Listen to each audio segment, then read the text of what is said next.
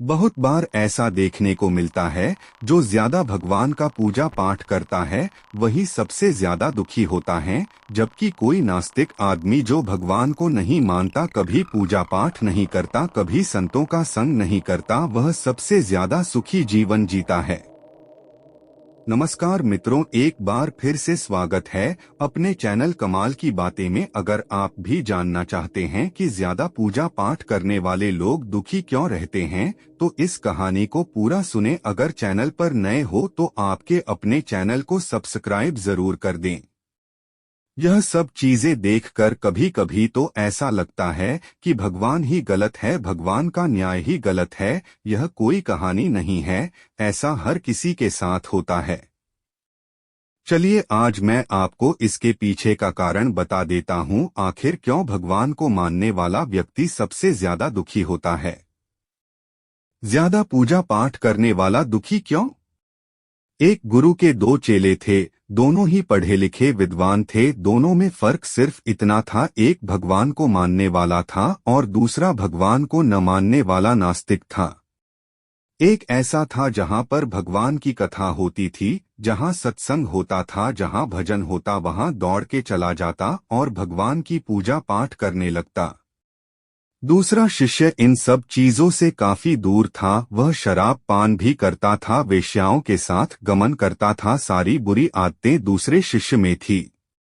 एक दिन क्या हुआ, एक शिष्य शराब पीकर अनाप शनाप बोलते हुए रास्ते में पैदल चलते हुए अपने घर को जा रहा था। अचानक उसको रास्ते में पैसों से भरा एक बैग मिल जाता है।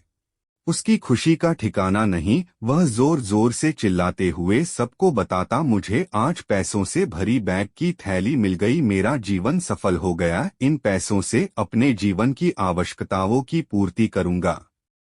वही दूसरा मित्र मंदिर से भजन करते हुए अपने घर को जा रहा था। अचानक उसकी पैर में एक बड़ी कील चुभ जाती है, रक्त निकलने लगता है।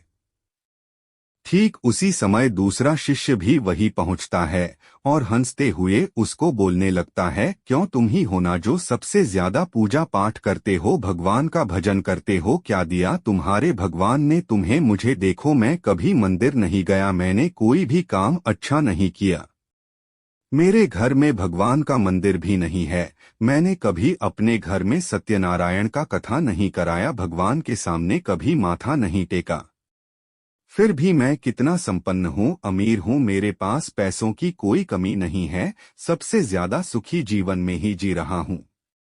अच्छे शिष्य को उसकी बात चुभने लगी। उसने मन ही मन विचार किया, हाँ यह तो सच बोल रहा है, मैं कितना पूजा करता हूँ, मैं कितना भगवान को याद करता हूँ, फिर भी मैं इतना दुखी हूँ।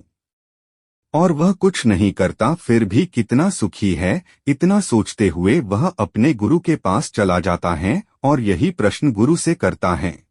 गुरुजी मुस्कुराते हुए बोले, भगवान जो करते हैं अच्छे के लिए ही करते हैं, जिसकी जैसी योग्यता होती है उसको उसी के अनुसार फल देते हैं। अब तुम्हारे प्रश्नों का उत्तर तुम जानते हो, भगवान ने तुम्हारे पैर में कील क्यों चुभाई और उसको पैसों से भरी हुई बैग क्यों मिली? सुनो, तुमने पिछले जन्म में बहुत पाप किया था, इसलिए तुम्हारी आज मौत होने वाली थी, तुम बच गए क्योंकि तुम मंदिर गए थे, तुमने भगवान की पूजा की थी, यही एक कारण है कि तुम्हारी मौत न होकर सिर्फ एक कील चुभी।